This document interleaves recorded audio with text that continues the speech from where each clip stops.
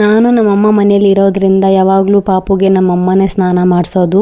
ಮತ್ತು ನಮ್ಮ ಅಣ್ಣಗೆ ತುಂಬಾ ಇಷ್ಟ ಪಾಪುಗೆ ಸ್ನಾನ ಮಾಡಿಸೋದು ಅಂದರೆ. ಆಲ್ಮೋಸ್ಟ್ ಯಾವಾಗಲೂ ವೀಕ್ಲಿ 3 ಟೈಮ್ಸ್ 4 ಟೈಮ್ಸ್ ಅವನೇ ಸ್ನಾನ ಮಾಡಿಸ್ತಾನೆ ಪಾಪುಗೆ. ಅವನಿಗೆ ತುಂಬ ಇಷ್ಟ ಅಂತೆ ಆ ಥರ ಮಾಡಿಸೋದು. ನನಗೂ ಸ್ನಾನ ಮಾಡ್ಸೋಕ್ಕೆ ಬರುತ್ತೆ, ಬಟ್ ಅವಾಗವಾಗ ನಮ್ಮ ಅಣ್ಣ ಮಾಡಿಸ್ಕೊಡ್ತಾರೆ. ಅವನ ಮನೇಲಿರ್ಬೇಕಾದ್ರೆ ಹೆಲ್ಪ್ ಮಾಡ್ತಾನೆ, ಮತ್ತು ಬೇರೆ ಟೈಮಲ್ಲಿ ನಾನೇ ಮಾಡಿಸ್ತೀನಿ. ಮತ್ತು ತುಂಬ ಜನ ಮೆಸೇಜ್ ಮಾಡಿ ಕೇಳ್ತಾ ಇದ್ದಾರೆ, ಮ್ಯಾಮ್ ನೀವು ಫಸ್ಟ್ ಥರನೇ ಪ್ರೆಗ್ನೆನ್ಸಿ ಟೈಮಲ್ಲಿ ಯಾವ ಥರ ತಿಂತಾಯಿದ್ರು ಅದೇ ಥರ ಫುಡ್ ಕೊಡ್ತಾ ಇದ್ದಾರಾ ನಿಮ್ಮ ಮನೆಯಲ್ಲಿ ಅಂತ. ಹೌದು, ಪ್ರೆಗ್ನೆನ್ಸಿ ಟೈಮಲ್ಲಿ ನನಗೆ ಯಾವ ಥರ ಫುಡ್ ಕೊಡ್ತಾಯಿದ್ರು ಇವಾಗಲೂ ಅದೇ ಥರ ಫುಡ್ ಕಂಟಿನ್ಯೂ ಆಗ್ತಾ ಇದೆ ನಮ್ಮ ಮನೆಯಲ್ಲಿ.